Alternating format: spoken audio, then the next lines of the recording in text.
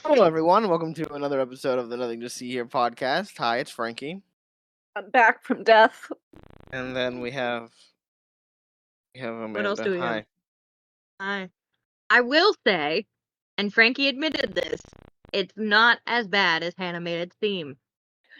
Okay, here's the thing. And I said this previously about... You hate Lewis Carroll, I know. You hate the story. I do not like this source material. I don't give a shit about Lewis Carroll's Wonderland. I've never liked it. So therefore, I do not like the Disney films by extension. Even though there is nothing wrong with this film. It is beautifully animated and nicely written, and it tells a clear, concise story, and it was clearly made with love. I just fucking hate the source material. Okay, can you get past that for a little bit while we talk about this? I guess. I'd like to say well written is a stretch. Honestly, compared to what we've seen previously, yes. Listen, if we're comparing it to some of the shit, yeah, but also, as I said to Amanda earlier, this was the world's most okay movie. I would put it a little above okay, just because of how beautifully animated things were. Listen, it's beautifully animated, so it got a 2.5 for me out of 5. You know what? Above or below Barbie? Which Barbie? Both of them.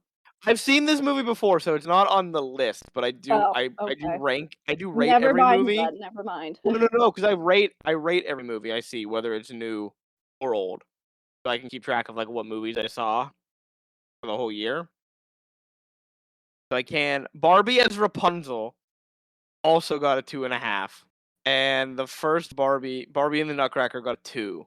So it is on par with Barbie and the Nutcracker, or Barbie as Rapunzel. Alrighty. So nice job, Mattel. Your movie is just as good as a Disney movie.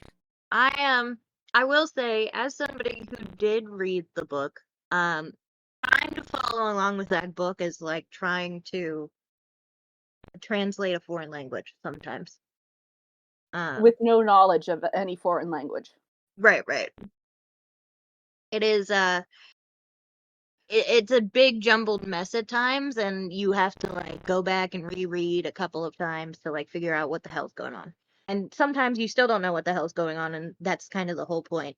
With this one, like the movie, they did a great job at me never feeling like what the hell is going on, just like, oh, cool, this world is weird. Let us talk. Oh, before I begin, McDonald's brought back its snack wraps, and I had one, and it tastes the same. I'm so happy they brought them back. Oh, that's beautiful. What did you say? They're good. Franklin? They don't taste the same. They don't taste the same. They do taste the same. It is fully a lie. The chicken better. The chicken used to be better. Did you get a grilled one? The buttermilk. No, they had the buttermilk chicken tenders before, and they don't anymore. So the chicken was better. No, it's the same chicken. It's not the same chicken. It's the same chicken. I know, because the McDonald's that was by Seton Hill had snack wraps longer than most McDonald's had them. Amanda, it's not the same chicken. You know how I know it's not the same chicken? Because a few months ago, they introduced the McCrispy strip, which is a completely new recipe for their chicken. And that is the chicken that they're using. I literally have one right now. I will take a bite of this. It tastes the same. You saying it tastes the same does not prove that it tastes the same. The chicken used to be better. Anna, you have to be the tiebreaker here. Go and get one, and then tell us that it tastes the same. Yeah, go get one right now. No, next week. I am jealous I don't have one right now. Walk to your nearest McDonald's. I mean, that's close, but that's still a walk, and that's at least an hour. I have to come back uphill, and I don't want to do that. All right. Anyway, so Alice in Wonderland is a 1951 American animated musical fantasy comedy film, produced by Walt Disney Pictures, as everything is so far, and released by RKO Radio Pictures. It is based on Lewis Carroll's 1865 novel, Alice's Adventures in Wonderland, and its 1871 sequel, Through the Looking Glass. As somebody who read both of those, to be fair, I saw this movie before I could, fucking learn to read. So when I went back and I saw that shit was missing from the first book, I was like, what the hell? What is this? Disney just made up shit? And then I looked up the sequel and saw the Looking Glass, and I was like, oh, no, they just combined it. And honestly, probably for the better. Um, uh, Walt Disney was actually supposed to make his first film, which was Alice, and it was going to star Mary Pickford as Alice, but he chose not to do the film and instead did Snow White and the Seven Dwarfs. This idea, however, was eventually revived in 1940s following the success of Snow White. It was originally intended to be a live-action animated film, but Disney decided that it would be fully animated. During its production, many sequences adapted from Carroll's books were later omitted, such as the Jabberwocky, the White Knight, the Duchess, the Mock Turtle, and the Griffin. Alice in Wonderland premiered at Leicester Square Theatre, in London on July 26, 1951, and it was released in New York City on July 28th. I'm assuming 1951. The film was also shown on television as one of the first episodes of Disneyland, which was a anthology television series that started in 1954. Eventually, it would turn to The Wonderful World of Disney. This movie was considered a box office bomb, grossing $2.4 million domestically and received generally negative reviews from critics. However, its 1974 re-release in theaters proved to be much more successful, leading to subsequent re-releases, merchandising, and home video releases. It has been more positively reviewed over the years, being regarded as one of Disney's best animated films to date. Let us talk about the voice cast. Catherine Beaumont is Alice. Catherine is a Disney legend, and she starred in this movie at like 10 years old. We're also going to see her again in Peter Pan because she also voices Wendy. Ed Wynn as the Mad Hatter. Yeah, man, love Edwin. Yeah. Richard Hayden as the Caterpillar. Sterling Holloway as the Cheshire Cat. Jerry Colonna as the March Hare. Verna Felton as the Queen of Hearts. J. Pat O'Malley as Tweedledum and Tweedledee. O'Malley also voiced the Walrus and the Carpenter as well. Bill Thompson as the White Rabbit. Thompson also voiced the Dodo. Heather Angel is Alice's sister. Who's at the very beginning. To be honest, I just thought she was a governess. Didn't think that she was a sister. But Joseph Kearns as the doorknob. Larry Gray as Bill the Lizard.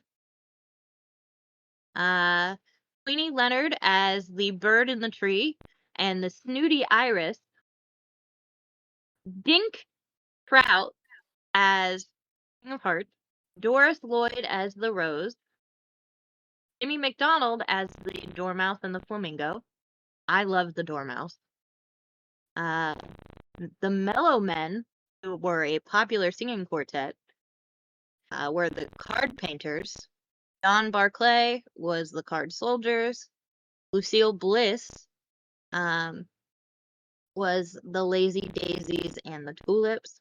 Jimmy and Tommy Lusk as the Young Pansies. Marnie Nixon as the Singing Flowers. Norma Zimmer as the White Rose. Erd Penner as the Eagle. And Ken Beaumont as a card painter. Our directing animators, because they actually list this. Mark Davis. We all love Mark Davis. I love Mark Davis. If you don't love I've Mark never Davis, heard of Mark Davis. Are you serious? Yeah. My guy. I don't know who this man is. You expect me to know all these Disney animators the same way you do. I do not. He not only is he a fantastic animator, he also was the draftsman who designed characters for many of the Disneyland rides and show animatronics. Jungle Cruise, The Mine Train Through Nature's Wonderland, The Enchanted Tiki Room, Great Moments with Mr. Lincoln, The Carousel of Progress, It's a Small World, Pirates of the Caribbean, The Haunted Mansion, The Country Bear Jamboree, America Sings, World of Motion, and The Western River Expedition, but that one was never built, so that's fair. Mark Davis was in charge of the Eyeglasses Creature and Alice. Milt Kahl was in charge of the Dodo, Alice, the Flamingo, the Hedgehog, and the White Rabbit. Eric Larson was in charge of Alice, Dinah, the Caterpillar, the Cheshire Cat, the Queen of Hearts, and the Flamingo. Frank Thomas in charge of the Doorknob, the Queen of Hearts, and Wonderland Creatures. Ollie Johnston, in charge of Alice and the King of Hearts. Ward Kimball, in charge of Tweedledee and Tweedledum, the Walrus and the Carpenter, the Oysters, the Cheshire Cat, the Mad Hatter, the March Hare, and the Dormouse. John Lounsbury was in charge of the Flowers, the Caterpillars, the Cheshire Cat, the Mad Hatter, March Hare, and Wonderland Creatures. Wolfgang Ritherman was in charge of the White Rabbit, the Carpenter, the Dodo, the Mad Hatter, and the March Hare. Les Clark was in charge of Alice and the Wonderland Creatures, and Norm Ferguson was in charge of the Walrus and the Carpenter. So far, in our movie lexicon, Alice in Wonderland has the most songs on their soundtrack with 16. They actually had more, but they were either deleted during production or shit happened. They did make one song called Beyond the Laughing Sky, replaced by In a World of My Own. However, the melody for this song was later used for the second star to the right in Peter Pan, which we'll get to. Let's talk about this movie.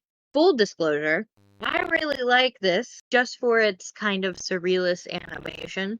I think it's one of the first animated movies to kind of go towards the trippy vibe, which is, to be fair, my vibe. We start off, obviously, first off, no, what is it? Content warning. Not that I thought there No was gonna be. content warning for drugs. They don't care about No. drugs. They only care about racism. Yeah. So we start off with opening credits. The song is the theme song, which is Alice in Wonderland, which I was really tempted to say was going to be the most iconic song, but I think something else beats it later on. Amanda, I'm so interested in what you're going to say is the most iconic song, because I remembered none of these songs for 2. Okay, well, honestly, it was a tie for 2. I'll tell you which ones it were, and then when we get to the one, I'll say the winner. Anyway, so we're in London. I'm assuming everybody's British. Alice is in a tree. Well, her sister, although we don't know it's her sister, is reading her. Sounds like a really boring history book aloud. Alice is bored by that. She's making a daisy crown or a flower crown of some kind. It looks like daisies. And placing it on her cat, Dinah, which this cat is so cute. Much cuter than the baby Lucifer. You said I don't remember seeing baby Lucifer. I looked up the Instagram, and when you sent the picture, man, baby Lucifer is there. Not cute. I thought he was cute. He's a small He little looks- baby. Yeah. He's just small. He's not cute. He looks evil even as a baby. No, he doesn't. But he's No small, kitten and that's looks cute. evil. Not all small things are cute. I don't know about that one. I was small once. Were you not a cute Not cute. baby? I don't know. I like how you said I was small once. Are you not small now? Well, I'm small for most Careful, people. consider careful how small. you answer this, because we're the same height. Yeah, we're small. We're short, Amanda. Shut But you know what? That is the difference though. You're like average height, right? For women. I'm short for a guy. There's a difference. Alright. Anyway, this cat is cute. It is This a cute cute cat. You know what? Words This are hard. His cat.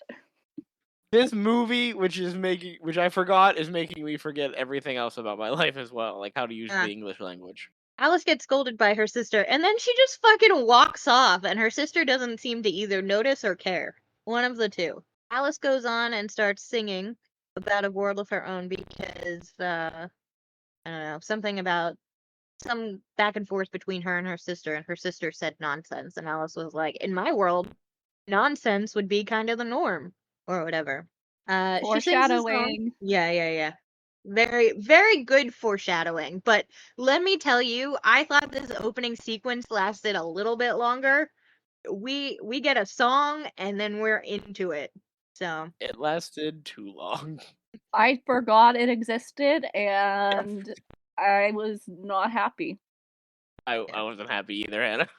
So Alice sings her little song in a world of my own, which I looked up what the most iconic song for Alice in Wonderland is, and AI told me it was this one, and I have to No, say, it's not.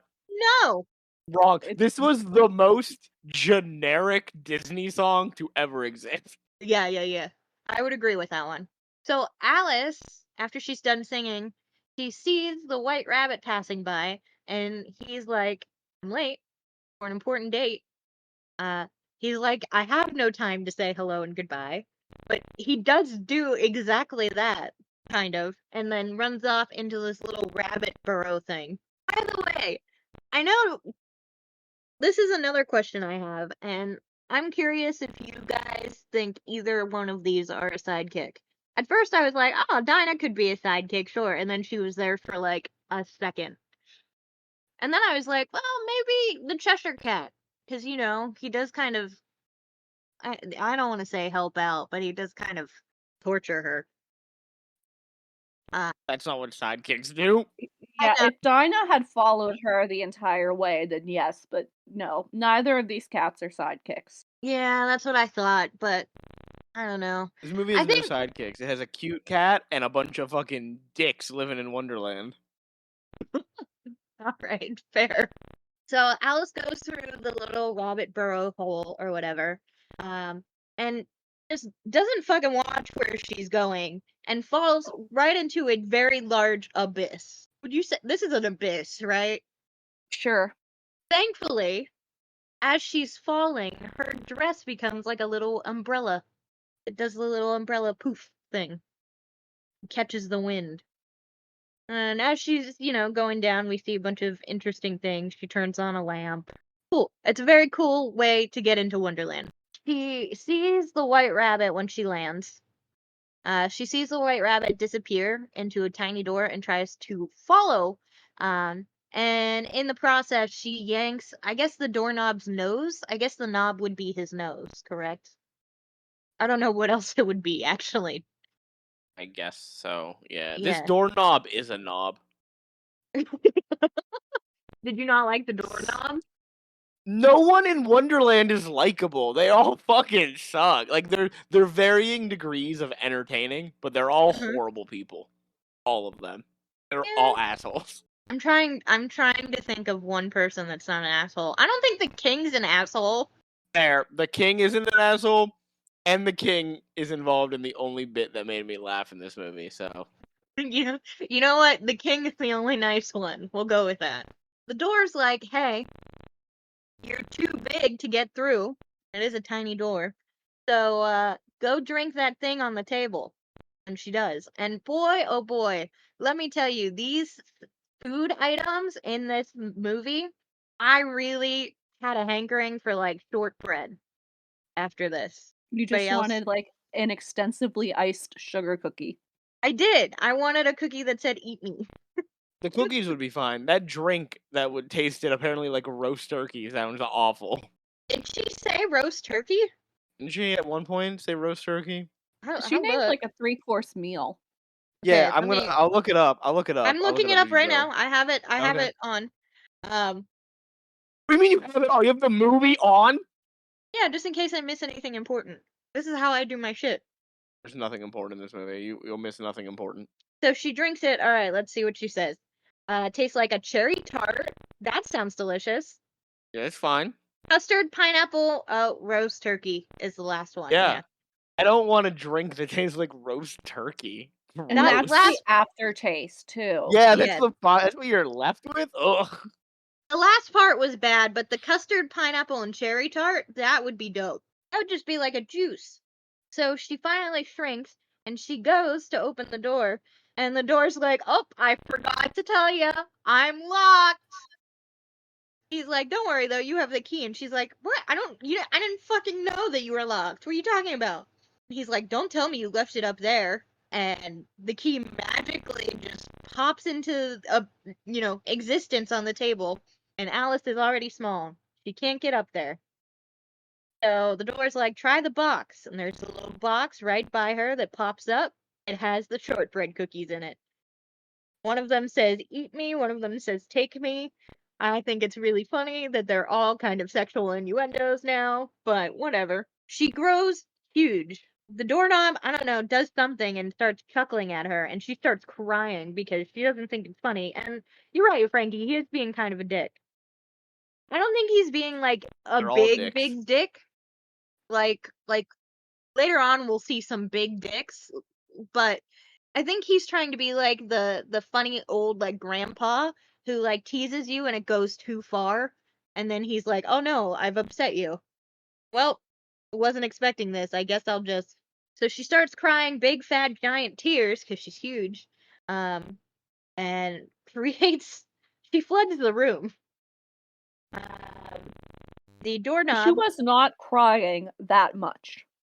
Apparently she was. The doorknob is trying not to drown and is like, use the bottle. Stop. Well, first he tells her to stop crying, which, as a therapist, nobody in the history of like the world have ever stopped crying because somebody said stop crying. Just like nobody has ever calmed down when somebody tells you to calm down. So he tells her to drink the bottle, and she does, and she gets tiny again, and somehow magically falls right back into the bottle, so she's not like swimming for her life or whatever. While she's in the bottle, the doorknob opens his mouth and sucks her in through the keyhole, which is his mouth. And she's in this ocean beach area. She's in the main part of Wonderland now. As she's in a bottle, she sees a dodo who is riding an upside down toucan being pushed by another bird that's flying. She tries to get their attention, but they don't help. But she ends up being washed ashore. They are all engaging in a caucus race. I remembered none of this. I remembered the caucus race. I didn't know it was called the caucus race, but I remember them going in a circle. And they're singing a fun little song. And the dodo's on top of a rock warming himself with a fire. And the rest of his, I guess, shipmates or crew or whatever are running around in a giant circle in a caucus race. Trying to get dry, which is going to be impossible because it's high tide. So the tide just keeps going in and getting them wet again. So Alice, when she sweeps ashore, somehow ends up joining the caucus race for a little bit. And then when the wave comes in again, is on top of the toucan. As they're running around in a circle, she sees the white rabbit and goes to follow him. Don't worry, guys. If you miss the dodo, he'll be back. I didn't miss him. I didn't The know he was only gonna be thing I'm there. missing is the hour and a half it took me to watch this movie. Yeah, I didn't know that the dodo was gonna be there, so I didn't miss him, and I didn't remember he even would come back. That was another fucking surprise. Do you remember Tweedledee and Tweedledum, Frankie? I'll let you know what segments I remember. Yeah, I do remember Tweedledee and Tweedledum. Do you remember the walrus and the carpenter? I do. No. I do. Oh, 'cause really? They're part of the Tweedledee and Tweedledum segment. What do you mean? Okay, alright. I just want to make sure. So Alice goes into the forest and tries to follow the white rabbit, and she ends up meeting Tweedledee and Tweedledum, and they're hilarious. I really enjoy them. You have their mindset, is why. I do have their mindset. Shut up. I would wear that hat too, or those hats. If you wore that hat, I would make fun of you so much. Oh my god, You know it'd be what? unbelievable. Who do you think would be Tweedledee and Tweedledum with me, dumbass? I certainly would not. Mm-hmm. I gotta draw the line somewhere. I've drawn it. I think Tweedledee and Tweedledum were just looking for companionship or looking to like have somebody listen to their stories. Probably both. So Alice is like, hey, I'm in a bit of a hurry. I can't really, nice to meet you and everything, but I can't really stay. And they tempt her with the story, and she sits down and they listen to she listens to their story, which is the tale of the walrus and the carpenter. Would I would anybody not say that she was tempted by a story. I would Yeah, say she was forced to sit there and endure. well, she go, no, what happens is she says, I'm curious to know where the white rabbit is going. And they go, oh, she's curious. You know, the oysters were curious too, weren't they? Aye, and you remember what happened to them. And she's like, well, what happened to them? As they're So, blocking her way. no, she had full reign to walk away. I know, because I'm watching She it right was now. walking away as they say that, to be fair. Yeah, Okay. yeah. Yeah, so They she do try to keep her there. They do block her way for the second story they start to tell, and then she yes. leaves while they're in the midst of it. Yeah, but that one, she had ample time to walk away, and she chose to stay. She chose to stay because, much like me, probably curious about how much can this walrus have a conversation about fucking cabbages. I wanted him to have a conversation about he kept saying he was going to have a conversation about cabbages, and I want to know what that conversation would be like. Would anybody like to briefly summarize the Walrus and the Carpenter story? Yeah, this dick of a walrus He is a Stole dick. children. is bullying a carpenter, goes underwater, sees a bunch of oysters, and goes, I would like to eat these oysters. The oysters are all children. He And steals them. he's like, come with me, everyone. And the mom's like, don't come with him. And the children are like, we're going to go with him. And he steals them. And he takes them to a restaurant that the carpenter has put together. And then they're about to eat the oysters. And the walrus is like, well, we need all this other stuff to go with the oysters. We need bread. And the carpenter's like, you're right. Let me go get it. So the carpenter goes to get all this stuff. And he eats all of the oysters. And the carpenter realizes what happened. And so the carpenter chases him with his hammer, I think. Yeah. His hammer. Yep. It's just some real shitty behavior all around. Yeah. Honestly, the Carpenter gave him the benefit of the doubt, and I don't want to talk mean about the Carpenter, but I think he's too trusting. I want to talk mean about the carpenter, because the carpenter was willing to eat these children. He was a part of the plan to eat the children. He just got happy. He just got fucked over by his partner. Nah. Carpenter ain't getting away with this shit either. I mean, to be fair, we do eat oysters here in our world, and I'm sure we've eaten some oyster children. I haven't specifically, just because I don't. Yeah, but like the oyster oysters. children that I don't like oysters either. But the oyster children that we eat are not like Cognizant. begging. Yeah, cognizant of it. Also, they don't have little feet that don't connect to them like Rayman. And dresses and bonnets. I will say, I remember watching this as a little kid, and of course, you know how much I love Disney. My mom would just put in whatever Disney movie we had, and of course, it'd just be on. So I probably, was like 2 months old the first time I saw this or whatever. I distinctly remember figuring out that the oysters died. You know how when you put things together as you start to get older? You just kind of At see the 2 months pictures. old, you learned what death was. No, not at 2 months old. At 2 years old, I thought. Yeah, no. I first watched this at 2 months old, probably, if I had to guess. But I distinctly remember at 5 or 6 realizing that the oysters were eaten and that they were dead.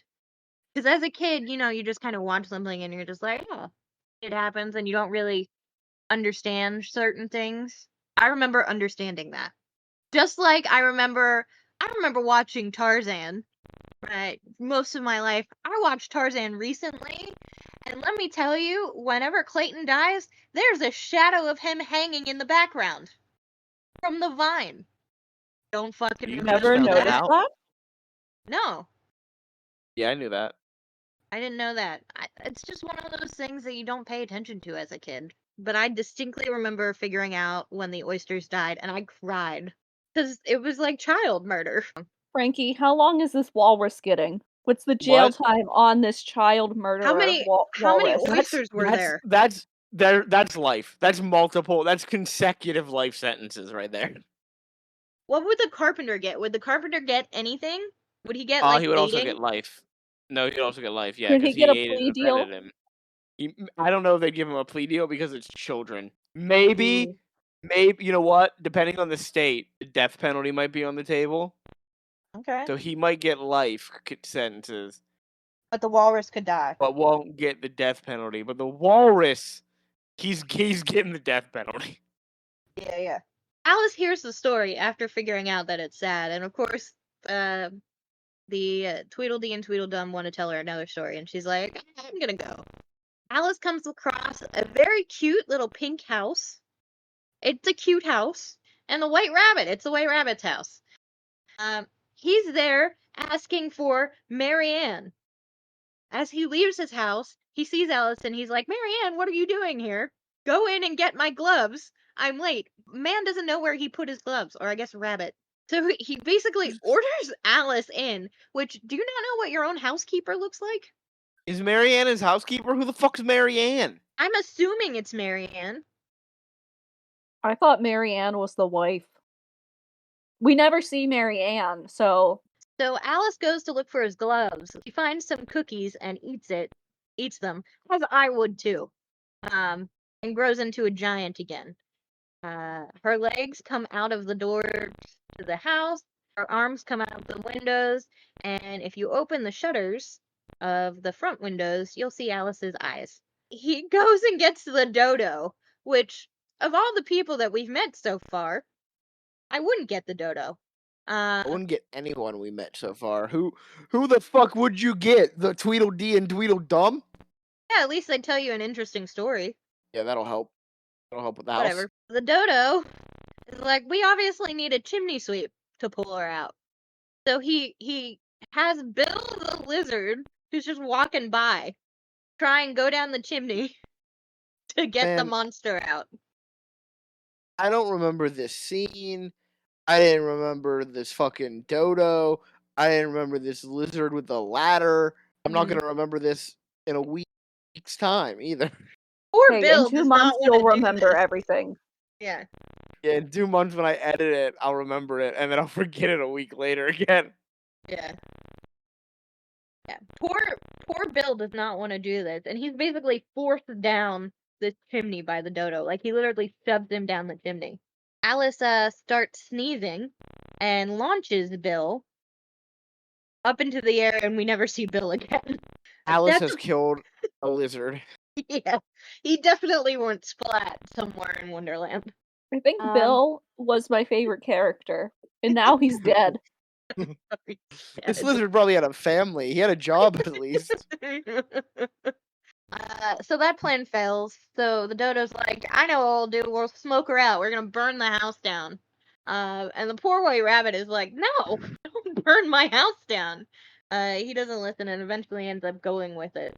This Alice, white rabbit's life is being yeah. absolutely destroyed in this movie. He already has enough anxiety as is. He's late for work. His house is about to be set on fire. There's a monster. There's a monster in the house. His furniture's already been destroyed. He just witnessed a murder. He's witnessed a homicide. This man is going through it this entire film. I know. And he has a very hot-headed boss. Demanding boss. Not a good work. It's not a healthy work environment. It's a very toxic work environment. So he's very anxious, this poor man. Alice determines, oh, I got big because I ate something. I'll get small if I eat something. So she looks out and she sees that the rabbit has a carrot garden. The rabbit tries to protect his carrot. It's the one thing he has left. So Alice grabs him because he's got a hold of a carrot, picks him up, and as he's waving this carrot in her face, she takes a giant bite of it. And it makes her tiny, super tiny, like 3 inches. And as she's leaving, the dodo, who's still lighting the house on fire despite the monster being gone, asks her if she has any matches. Coming up next, she's going through a little garden, and she sees bread and butterflies and a rocking horsefly. and she sees a bunch of This flowers. is the only segment I like about this film. Yeah, I really like this one. Um, I'll say Golden Afternoon was one of the two songs that I thought was the most iconic. Are you what? I Okay, remember this whole segment except for the song. Really? Hannah, help me out here. I knew they sang. I just like the scene because the imagery is pretty. I would not call this song iconic. She meets a bunch of flowers. There's a very nice rose conductor in the front, and I will say, out of all the flowers, she's the only one that doesn't call Alice a weed, and is not mean to Alice. Here we got more dicks. They sing In the Golden Afternoon, which is a very pretty song. But this snooty little Iris at the end of things, which, by the way, they also let Alice ruin the song by singing. Yeah, who told this child she could sing? I know they were just trying to be welcoming. And that white rose, gorgeous. Anyway, the flowers start asking Alice what kind of flower she is. And she says she's a humanist Alice. A genus humanist Alice, is what she says. And they're like, oh, we've never heard of an Alice. She doesn't have any fragrance. Her petals look weird. And she's like, well, I'm not a flower. And of course, the snooty Iris is just like, not a flower. You know what she is? And then says a big, long word. To put it bluntly, she is a weed. And Alice is like, she's not a weed. And all of the flowers are like, well, you can't expect her to admit that she's a weed.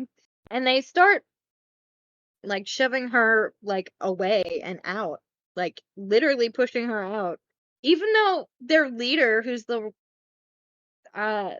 Rose, is just like, please, Jesus Christ, guys, what are we doing? So she ends up leaving, and this is my favorite thing she says. If I were my right size, I could pick every one of you if I wanted to. Alice just threatened to kill them all. I don't blame her, but Jesus. So she starts walking again, and she sees a bunch of letters, smoky letters in the sky. She follows them, and it leads her to the caterpillar.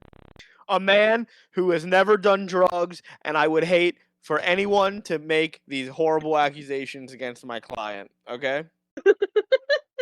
It's just a hookah. It's just a hookah. This is anyone who vapes, this is their god. You Like think? the people who try to do vape tricks.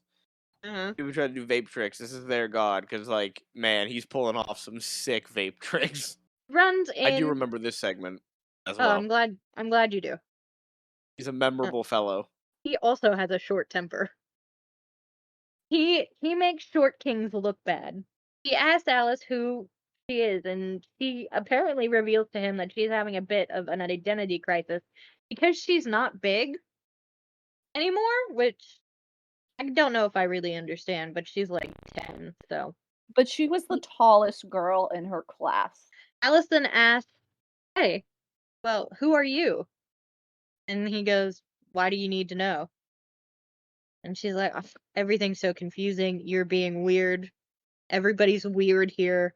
Something about this caterpillar and how he climbs really gets to me. The fact that his back legs don't want to work. It's her to then recite something. And she starts reciting how doth the little busy bee.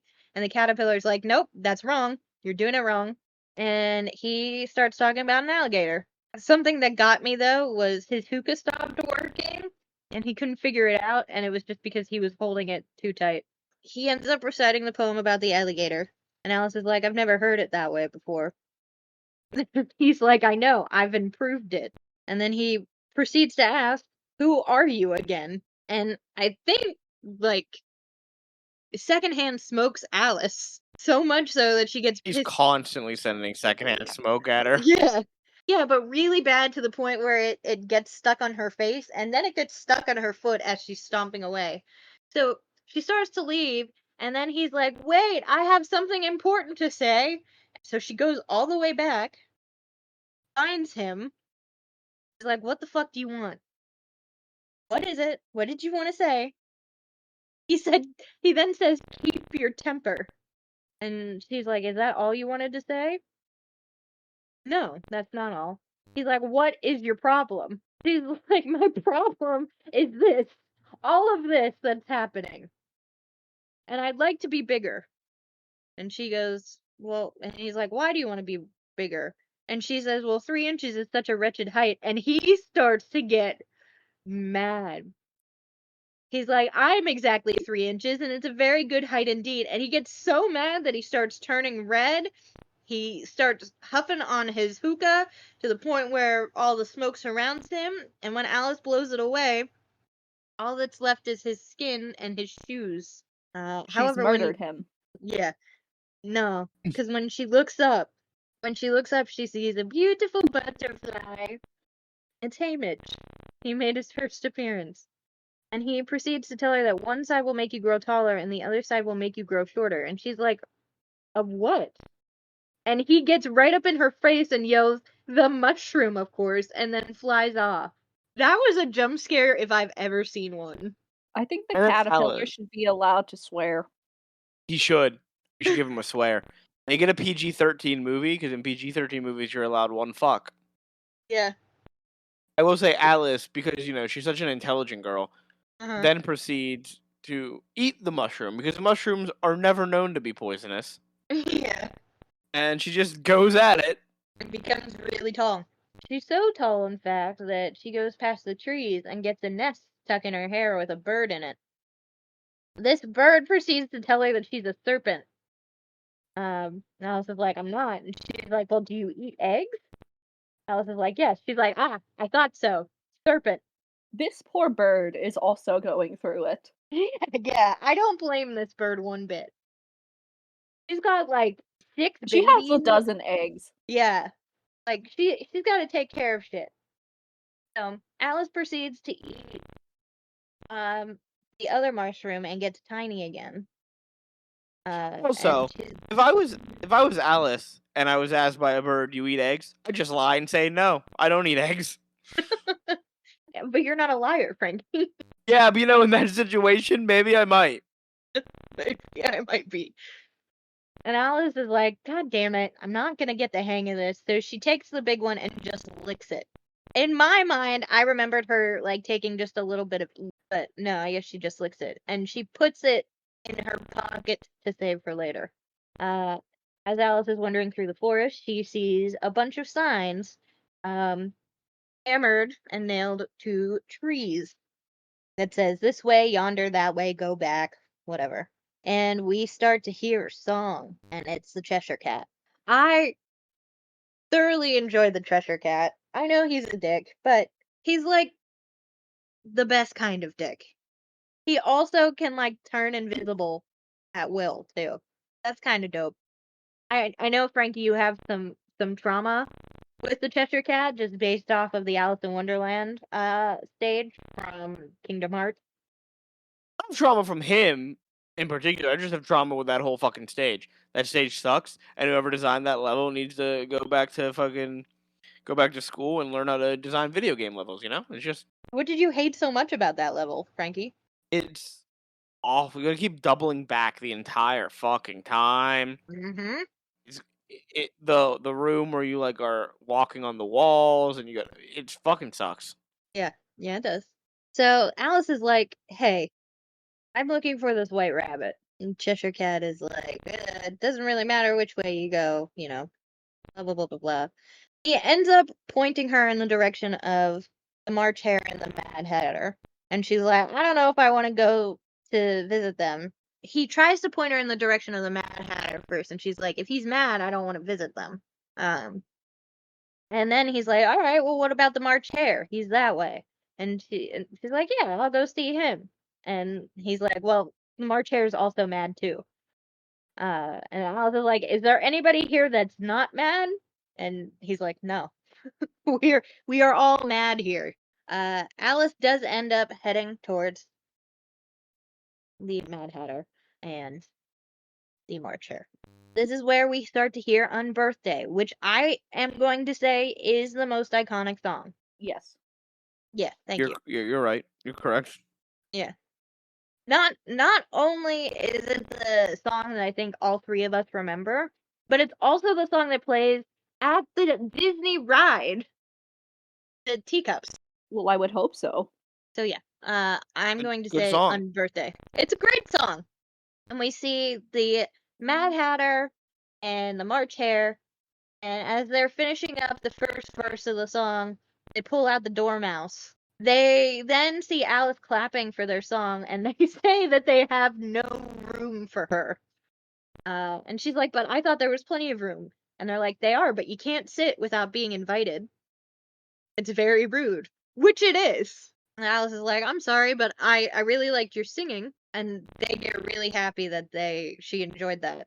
Apparently they never get compliments. And they insist that she has a cup of tea. Alice never has a sip of tea the entire time she's here. And as a tea drinker, I'm upset. So Alice is like, well, congratulations on your birthday. And they're like, birthday? No. It's an unbirthday. She's like, what's an unbirthday? And the Mad Hatter basically explains it's just the day when you don't have your birthday. Yeah, And Alice is like, obviously. yeah, Come on done. now, Alice. um, Fucking think about it. Jesus Christ. she's 10.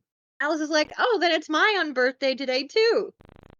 And they're like, oh, awesome. And they start singing a very merry unbirthday.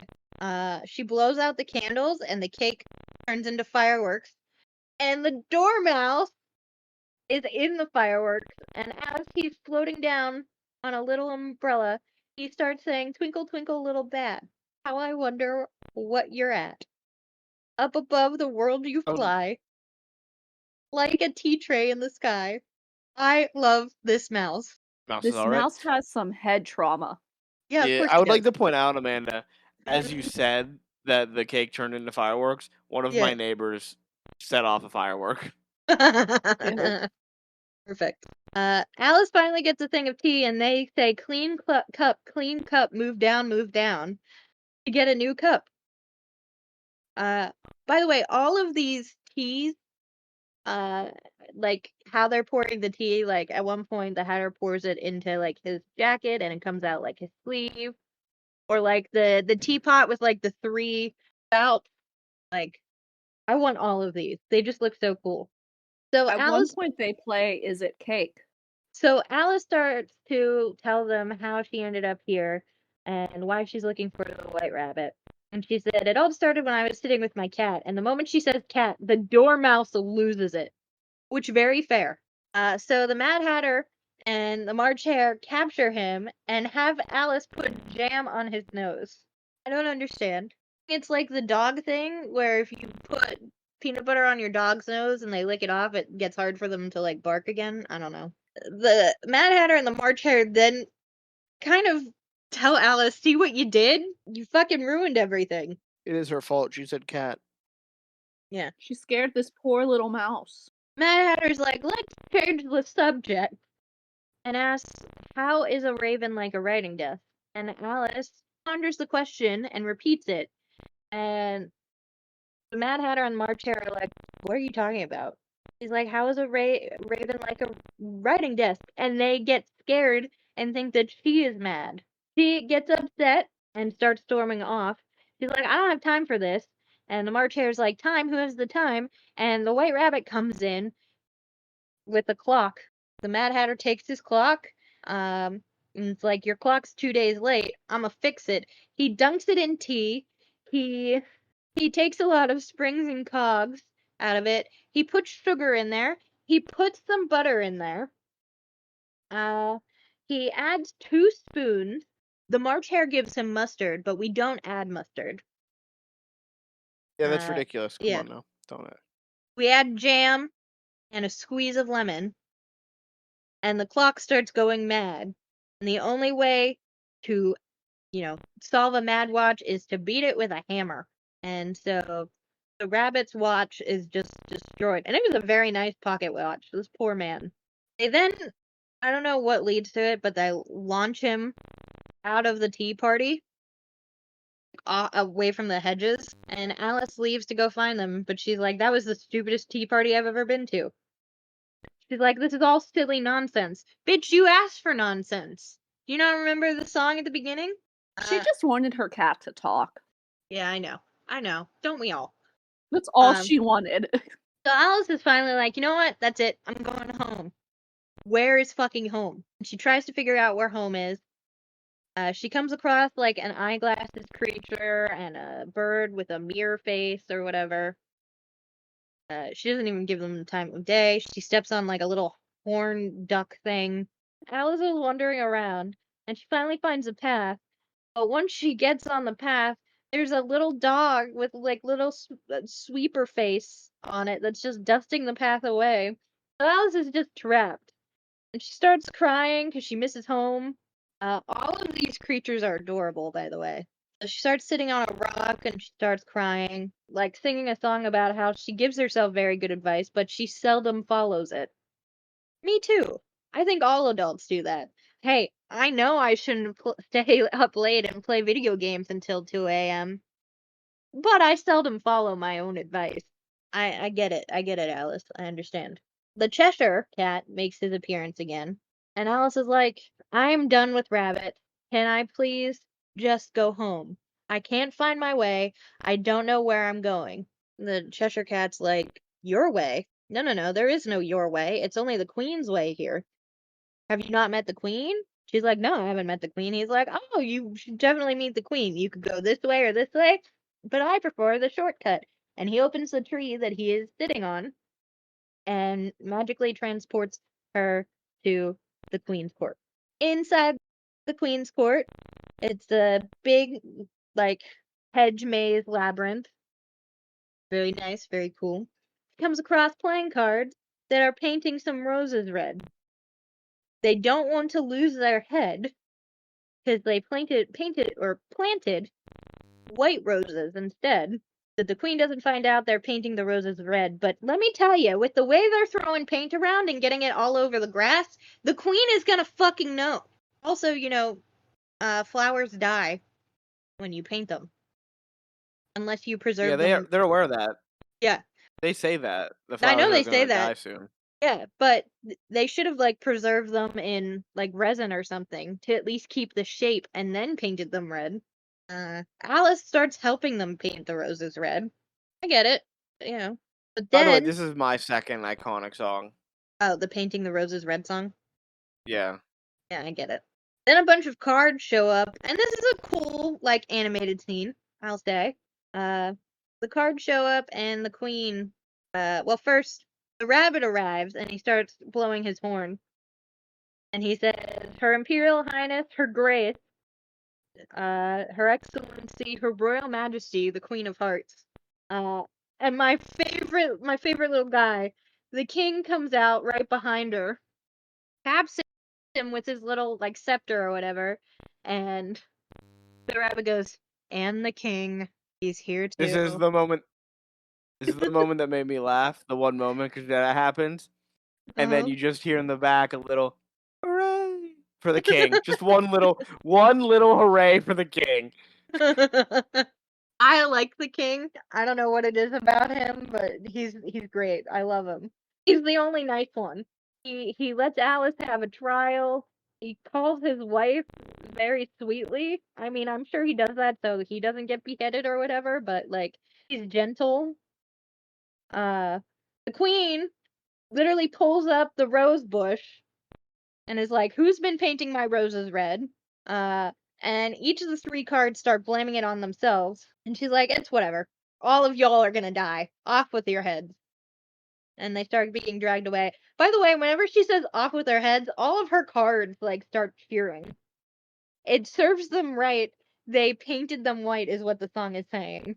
The queen then looks at Alice and is like, "Who is this?" And the king says, "Well, let me see. It's not a heart. Do you think it's a club?" And the queen's like, "No, it's a little girl." The queen then tells Alice how to address her, which is to look up, speak nicely, don't twiddle your fingers, point your toes out, curtsy, and open your mouth wider, and always say, "Yes, your majesty." I mean, she basically tells Alice how to stay alive. Am I incorrect here? She's being quite nice to Alice at this point. Yeah, yeah. Just fucking listen to Like, anything that she says. yeah, like, there's red flags, but Mhm. the ire is not on me. You can survive this. You just have to go with whatever she says until you can make your escape. Chill. Don't be a loudmouth. So the queen asks if Alice plays croquet, and Alice does. They are playing croquet with flamingos and hedgehogs. Yes, they're hedgehogs. Gotta go fast. Aw, man, that's a soundbite that I need. The queen is great at this game because the cards and the hedgehog cheat for her. Maybe they don't. We technically don't know the rules of this game. I know the rules of croquet. Normally, I'll let you know, normally the little hoops don't move. Yeah, but we don't know if this is just their version of croquet. It's Wonderland croquet. It's fine. Yeah, this version of croquet is called Let the Queen Win. Yeah, and I like it. I am the queen. Alice does not seem to like it. Just don't take the game too seriously. Alice is really bad at this because she can't get her flamingo to cooperate. At one point, he even asked the flamingo, "Hey, do you want us both to lose our heads?" And he nods dumbly, "Yes, I do." He just wants it to end. So Alice does hit the ball, but the hedgehog, misses or whatever because the cards flatten or they move or whatever.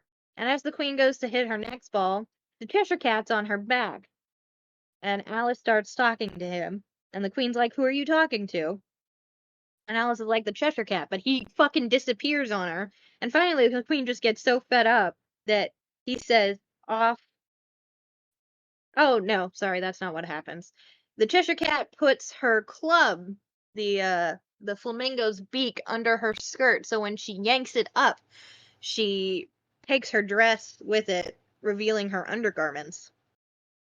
So the queen gets pissed off and says, "Off," with Alice's head. Her face turns red, she's quite scary. And the king's like, "But consider this, can we have a trial first, please?" And she's like, "What?" He's like, "Just a little trial. Come on, please." She must really love her husband. She pats him on the head and is like, "Very well, we'll do it." Say what you want about the Queen of Hearts, but she does give in to her husband's whims at times. She knows that it's a give and take in relationships. So we start the trial.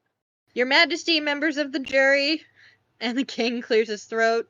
The white rabbit's like, "And the king." That gets me every time. White Rabbit reads the charges, which is just that she caused the queen to lose her temper. So the queen goes to give her sentence to Alice first. The sentence first. And Alice is like, "Shouldn't we get the verdict first?" And she's like, "No, sentence and then verdict." And then the king he shows up again and he's like, "Hey, but we haven't had any witnesses. Can we have some witnesses, please?" So they first bring in the March Hare, and the March Hare's like, "I know nothing whatsoever about what happened." And the queen's like, "Write that down. It's important. Very important."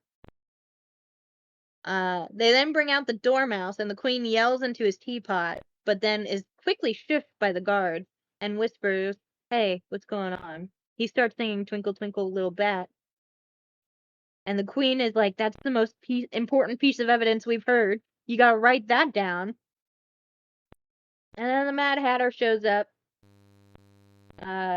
He's like, "I don't know anything about this. I was celebrating my own unbirthday." And the king's like, "Oh, my queen, it's your unbirthday too." So they start celebrating. They bring a teapot, a cake. Alice at one point just starts being like, "Oh no, we're doing this now." She gets I don't know, it's like an accoutrement thing for her crown that's already on her head. And it turns into the Cheshire Cat.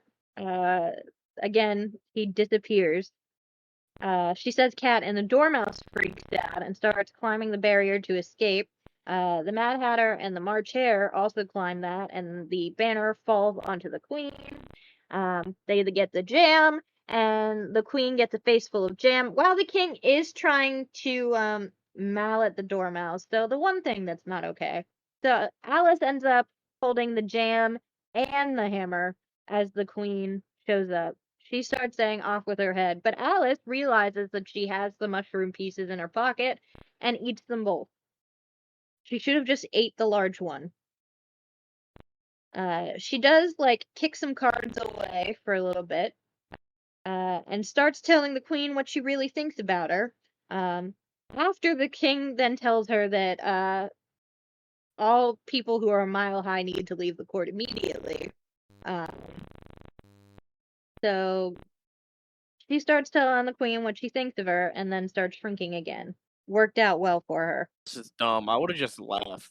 So the queen is like, "What were you saying?" And Alice is like, "Oh shit, well, and Cheshire Cat shows up and she said, she basically repeats, she said that you're a fat, pompous, bad-tempered old tyrant. And the queen gets pissed and says, "Off with her head." A bunch of cards start flooding towards Alice and chasing her, and we get a chase scene. I do like that the king uses his crown as like a megaphone. So Alice runs through all the places in Wonderland that we've seen, the maze. We show up at a caucus race. We're at an unbirthday party. We're in the river. And then we're in like a smoke-filled cloud. And she's chasing at the door. She reaches the doorknob. And she's like, "Let me outside." And she's like, "You are." And the door's like, "You are outside." And as she looks through the keyhole, she sees herself sleeping against a tree. And Alice starts saying, "Alice, you have to wake up. Please wake up." And she does. We see Alice as she's back laying on the tree sleeping, and her sister is telling her to wake up.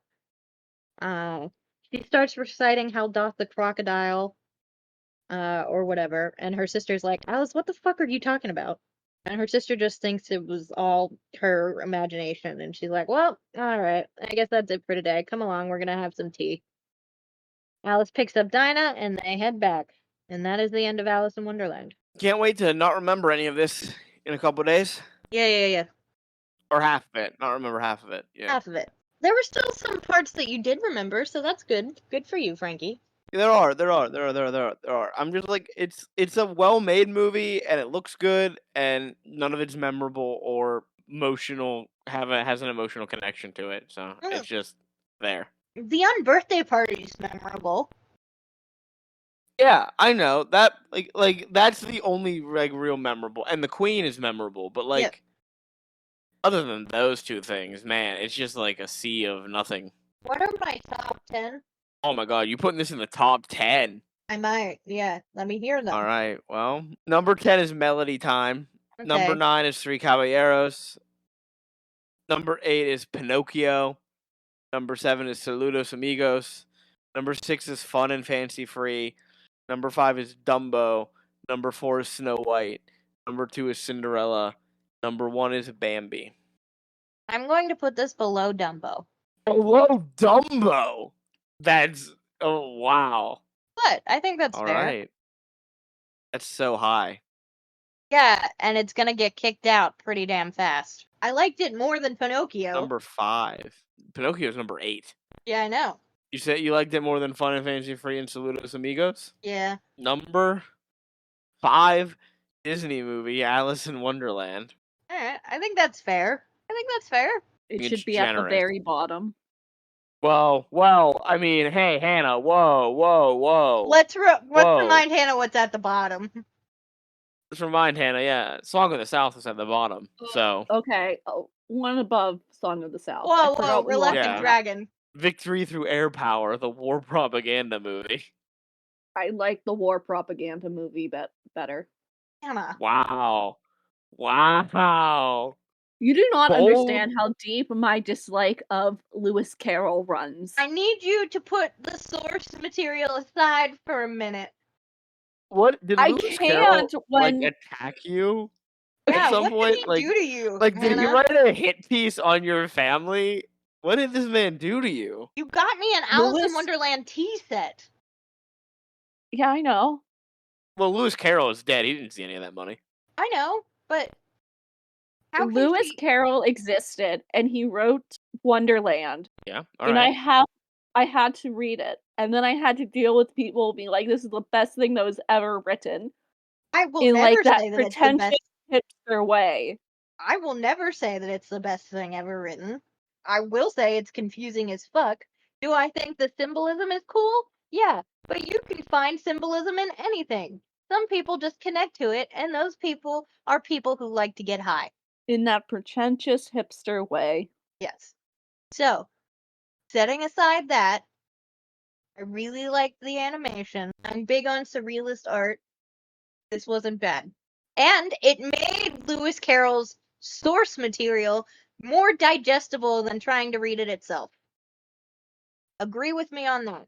This was a very nice piece of animation. Easier to understand than trying to read the book, correct? I don't Silence know. is I deafening. felt some things when I had to read it. Mainly anger and frustration. I felt I memory didn't loss watching this movie. I That's didn't what I feel felt. anything with this film. I think that's better than feeling anger. Yeah, but this film Well- didn't make me feel anything. That's fine. Yeah, that's not fine. That's worse. I don't think that's worse. Movies should make you feel something. Alright, what's our next category? The Queen of Hearts. Where Well, she- protagonist is next. Alice. Yes. Alice. Who are my protagonists? Mr. Benchley is at 10. Jim Oh. Hawkins is at 9. Nope. Snow White's at 8. The Three Caballeros at 7. Pinocchio. Oh, wait, this is out of order. Sorry, never mind. We don't have 10. Somehow the numbers got all fucked up. Mr. Benchley's at 8. Jim Hawkins is at 7. Snow White's at 6. The Three Caballeros are at 5. Pinocchio's at 4. Cinderella's at 3. Dumbo's at 2. Bambi's at 1. She's gonna go under Snow White. She's a dumb kid. Yeah, I was gonna say she better be that low. She doesn't do shit right in this movie. Next is villain. Give me my rankings, please. Benchley family at 6, the bitch elephants at 5, the coachman at 4, man at 3, the queen at 2, and Lady Tremaine at 1. You know what? I'll put her above Mr. Benchley, but I'll put her below the sassy elephants because I didn't hate the Queen of Hearts. I was like, this is her kingdom. She can do whatever the fuck she wants. Well, that's not true. Alice came in and was rude to her. Yeah, but you can't do whatever you want in your kingdom. You can't be committing war crimes. Yeah, that's sure, fine, whatever. She still didn't make me hate her near as much as I hated those bitchy elephants from Dumbo. Are there any heartbreaking moments to you? I mean, I guess you could say when Alice is like lost and crying. I wasn't heartbroken. I was when I was No, a I kid. laughed at her. I'm gonna say at it. What are my heartbreaking moments? What? You only have 3. We've been really selective about heartbreaking moments here. Alright, fine. Like the heart here, I'm gonna let you see. These are the heartbreaking moments we have, so you can judge. Bambi's mom dying is number 1. Oh yeah, that's gonna be hard to beat. Baby Mine from Dumbo is Hard number to beat. 2, Yeah. and Cinderella's dress destruction at number 3. Alright, fine. Yeah. Fine. There's no sidekicks. Finally, songs. Very Merry Unbirthday. Is that what it's called? I believe so. So we have number 8, Hi Ho. Number 7, April Showers from Bambi. Number 6, When I See an Elephant Fly. Number 5, The Three Caballeros. Number 4, Zippity Doo Dah. Number 2.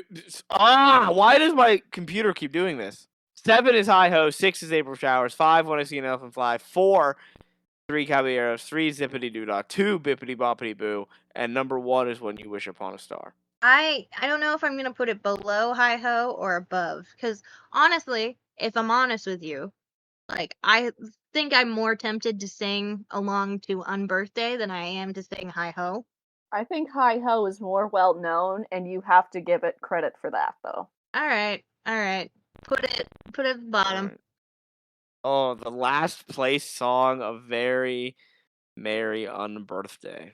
It still gets part of like the iconic song, and believe me, like there are gonna be bad iconic songs. Are there bad iconic songs? Yeah, when we get to Wish. Man, no, you're funny. We ain't never getting to Wish. Shut up. We ain't getting close to Wish. Alright, well, that's the end of the episode then. There's nothing else. Is there anything else Frankie. anyone would like to add about Alice in Wonderland? Hannah, yeah, what were you going to say? I was going to say, would you like to tell us what you're doing next week? We're doing wrestling. We're doing WCW again because, Hannah, you did the math. I You did did the math. calculations. And if I do WCW next week, and then my next episode is also WCW, we will be reviewing Halloween Havoc for my October episode. I crunched the numbers. So that's what we're doing. This is the final episode of Nitro before Halloween Havoc. It's been a year. On. We're going to see the final build to Halloween Havoc before what everyone has been anticipating, a big monster truck battle on the roof of a building. Everyone's excited for that. Everybody is so excited. Yeah, you've never seen that at a wrestling show. Nope, no, I haven't. But that'll be next week. So join us for that, for the final Nitro before. I don't know. I don't even know what the card is. I haven't looked in advance. Let me look in advance to let you guys know. The murderer is on, so you're not jump scared. Yeah, please let us know. I don't want to get jump scared. So it would be the October 23rd WCW Monday Nitro, and the card is we have Kurosawa versus Randy Savage. Okay.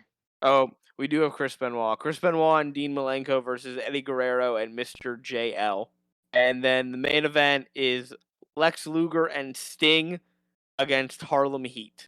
All right. Well. And an extra warning, Hulk Hogan also shows up. Okay. Be ready for that. Interesting. The racist hot dog. Racist hot dog. That'll be Nitro right before we get to Halloween Havoc. Yeah. Let's take care of business and wrap this up. As of recording, we are on YouTube and Spotify. If you're listening to us on YouTube, remember to like, comment, and subscribe, and hit that bell for notification so that you know when the episodes are uploaded. If you're listening to us on Spotify, remember to follow the show, leave a rating and a review, and answer the fan question. Amanda, you have anything in mind? Who's better?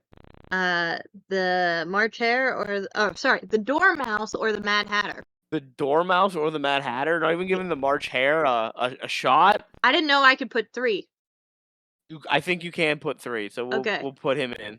All right, if you can put 3, put him in. But if not, Dormouse and Mad Hatter. Mad Hatter. All right. No matter where you're listening to, remember to share the show with someone you think might enjoy any of the stuff that we talk about, or just hearing our thoughts on any variety of issues and things that we discuss. If you would like to send us an email with your thoughts on the show, ideas for episodes, or questions you would like us to answer, you can send an email over to Nothing to See Here podcast at gmail.com. As always, here is spelled HEAR. If you would like to see some great artwork done by Amanda, some funny memes made by Hannah, see images of things that we discuss in these episodes, you can find all of that and more over on our Instagram page, which is at Nothing to See Here pod. That's all of the business taken care of. So join us next week for the next episode of WCW Monday Nitro. And saying goodbye and good night, it's Frankie. Bye. Bye.